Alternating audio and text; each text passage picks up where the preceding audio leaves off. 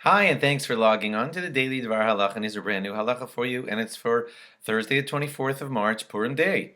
Okay, now I don't know what time of the day you're seeing this, but we already have to get in gear for some of the halachas that we're going to need to know for Shushan Purim. If you're hearing this outside of Yerushalayim, which most of you probably are, so once Purim ends, Shushan Purim is a day with no tachanun for us. No Megillah, of course, is read. All of the Purim things are not done outside in Baltimore, Chicago, and all those kinds of places.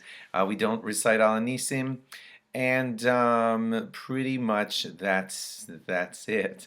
Now let's get to Yerushalayim. And I don't mean to make everybody jealous. I'm not in Yerushalayim, and neither are most of you listeners, but we need to know the laws that apply to them. They're going to do in Yerushalayim most of the celebrating of Shushan Purim. Most of the Purim things they're all going to do on Thursday night and Friday.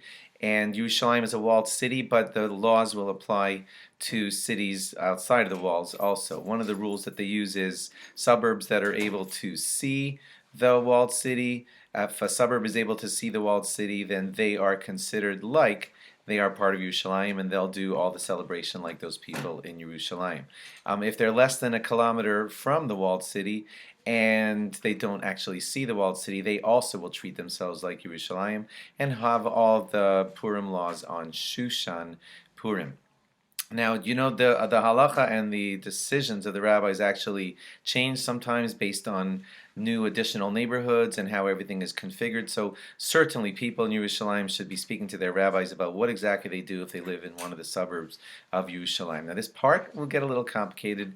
It's very famous in halacha. It won't apply to most of you, but still it's the kind of thing that you might want to know. If a person, let's say, is a Tel Aviv person, lives outside of, not even in sight, he lives in Tel Aviv, and he intends to return to Tel Aviv, so he's supposed to be reading on the 14th, and if he finds himself in Yerushalayim on the 14th, if he intends to return nice and early on the 14th back to Tel Aviv, then he's supposed to be reading on the 14th because he's a Tel Aviv person based in Tel Aviv who happens to find himself in Yerushalayim. Now, if his plan messes up and he ends up being delayed and he ends up being in Yerushalayim on the 14th because he is a Tel Aviv person intending to return to Tel Aviv, he reads on the 14th, even though he's in Yerushalayim where people aren't reading on the 14th. Let's do that. It might sound confusing. Let's do that in reverse now.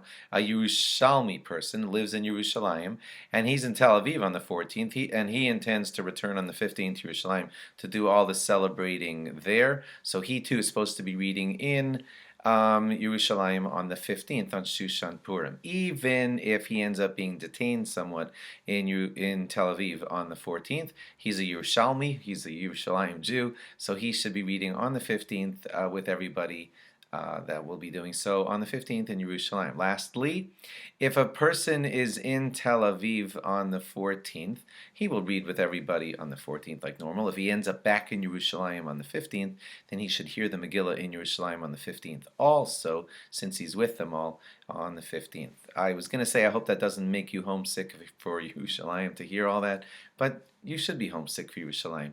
We should all wish that we were there celebrating on the 15th. Don't know when you're hearing this halacha, but remember, it's full-fledged Purim, Shushan Purim, full-fledged all the celebrations. The one thing they'll have to watch for in Yerushalayim, of course, is they can't have the Suda late on Friday afternoon like we have it late on Thursday afternoon, because that's way too close to Shabbos. So they'll know that they'll be having their Suda much earlier in the day on Friday, and then Shabbos is, of course, as much as possible, a regular day. Thanks for logging on, and log on again tomorrow for more. Bye-bye.